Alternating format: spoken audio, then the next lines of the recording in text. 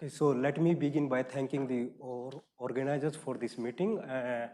My name is Manoj Kumar. I will be talking about my recent work on phase transition in the three-dimensional random field ports model. So this work is done with the Martin Wiegel, who is a professor at Chemnitz University of Technology in Germany. So this will be the outline of my talk. I will begin by the brief introduction about the disorder model and the phase transition. Then I will introduce about my model, the random field ports model, and then I will show the results on the critical behavior of the ports model, and finally I summarize my talk.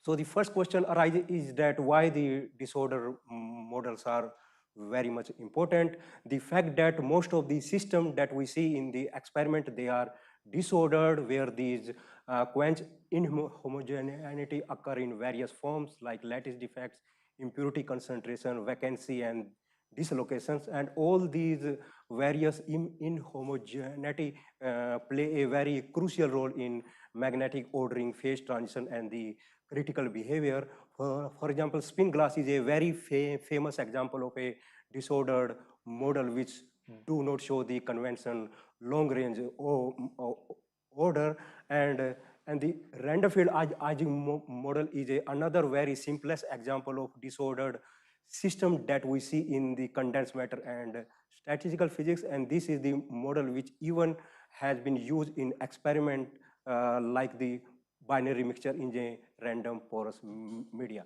So the system is described by this Hamiltonian, where this sum over HI/SI is a disorder term, and this is the disorder term which give rise to a rich array of phenomena. For example, the lower critical dimension of this pure Ising model, which is 1, it becomes 2 in the random field case. Similarly, the upper critical dimension of this pure Ising model, which is 4, it shifts to the 6. So there is a shift in the dimension. Similarly, the interesting phenomena that the disorder give rise to the violation of hyperscaling and the dimension reduction. What this means is that the D dimension RFIM is correspond to the pure model with the reduced dimensionality.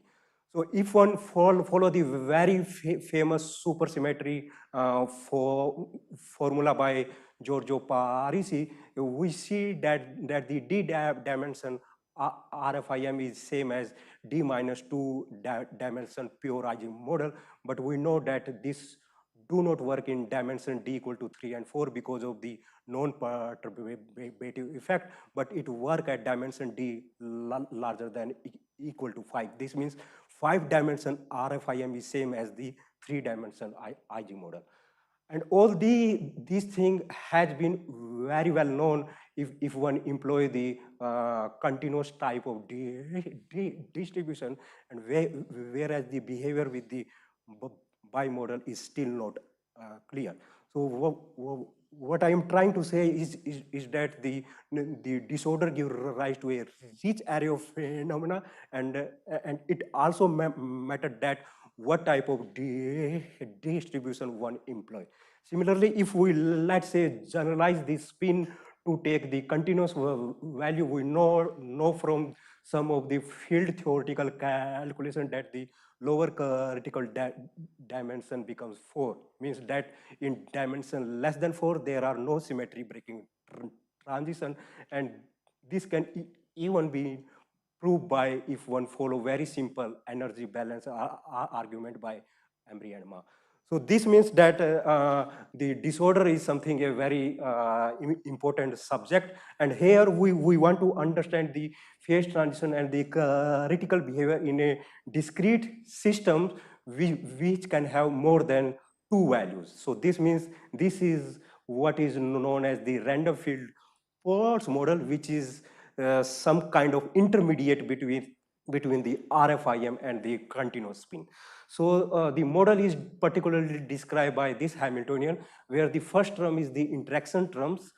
This delta is the Kronecker delta function, and these SI are the spin of objects which are allowed to take q arbitrary value, and this q is always finite here. The second term is the disorder term, where hi alpha are the quench random variable, which we draw from a Gaussian distribution which has the standard deviation delta. And this model is defined in a way that if you put q equal to 2 and use this linear transformation so that si equal to 0 and 1 become eigenspin plus and minus 1, you see that this Hamiltonian exactly map to the random field Ising model. So this means you can say that the random field Potts model is a generalized version of RFIM for q possible states of the spin. And we want to understand the phase transition in this model. What we expect is that now the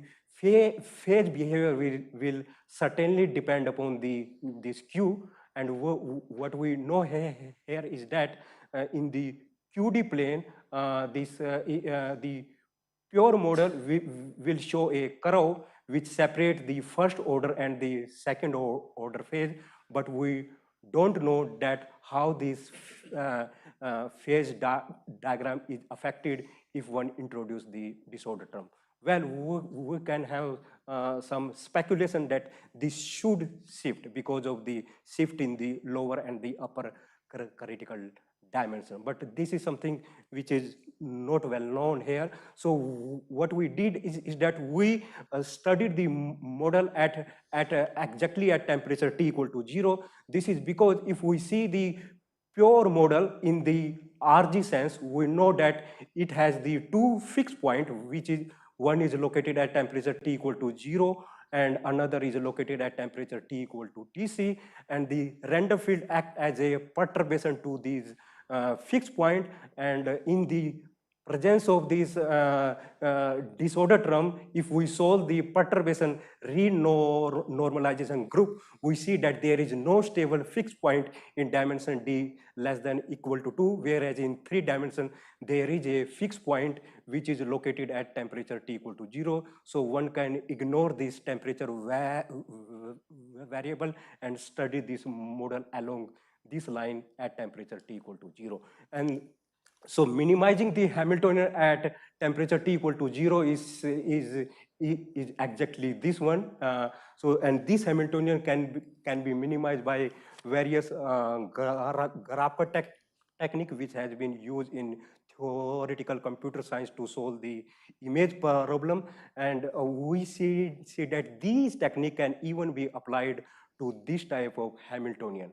But the problem is that for the RFIM case, we see that finding the ground state is a single cut problem which can be exactly solved, whereas in the random field Potts model case, finding the ground state become the multi-cut problem, which is known to be NP hard, and we cannot hope to find out the exact ground state. So in this case, we effectively map the Q level problem into the 2 level problem. And sorry, I'm running out of the time. So let me just go to the results. So we found that these technique find the ground state with 96% of accuracy for these kind of problem. And using such technique, we have studied the 4-state random field Potts model in 3 dimensions, where we look at the various quantity like magnetization, cumulant, and the energy. And instead of that, we also look at the, because the approximation technique, we see that they are the stochastic in the sense they depend upon the initial condition. So we take this benefit and employ the various number of initial condition to basically extrapolate the approximate solution in the quasi exact limit, and this extrapolation is so robust that we are able to extrapolate various quantity with single value of 2 exponent b and e. So these star quantity are the quasi exact estimate which we have used to study the critical behavior. This is the plot for the magnetization, which is plotted as a function of disorder amount for various system sizes. As you can see that this shows the finite size dependence. We use this expected finite size scaling and analysis to to scale these curve and get these exponent. And in the similar way, we employ the finite size scaling and analysis for various quantity, but I'm running out of the time. So let me just go summarize what we have seen is that the model basically show the second order phase transition in the presence of disorder, whereas the same model has the first order phase transition without disorder. So this is something, the softening effect of the phase transition, which is even found in many experimental models. So this is the summary of the experiment exponent that we see here, and we see that these exponents, they are very much different from the RFIM, meaning that the Potts model lie in a different universality class. But the interesting fact is that all these exponents obey the various scaling relationship, means out of these 5 exponents, only 2 are independent. Okay, so let me summarize here my talk. Here we use the efficient technique to obtain the quasi-exact estimate, and we see that the disorder basically convert the first order transition into the second order transitions, and we, based on the extracting finite size scaling, we extract the various critical exponent which obey the 2 exponent scaling scenario. And this is what we are trying to look in the future, because we see that at the pure fixed point, the transition is first order, whereas at the random fixed point, the transition is second order. So there must be a tri-critical point along the phase boundary. Yeah, so this is what we are trying to do. Thank you for taking more time. It's time for questions. There is no questions. The session is ended. Thank you so much. Yes. Back 4:10. So next session will start at 4:10. Yeah, thank you everyone for the active participation.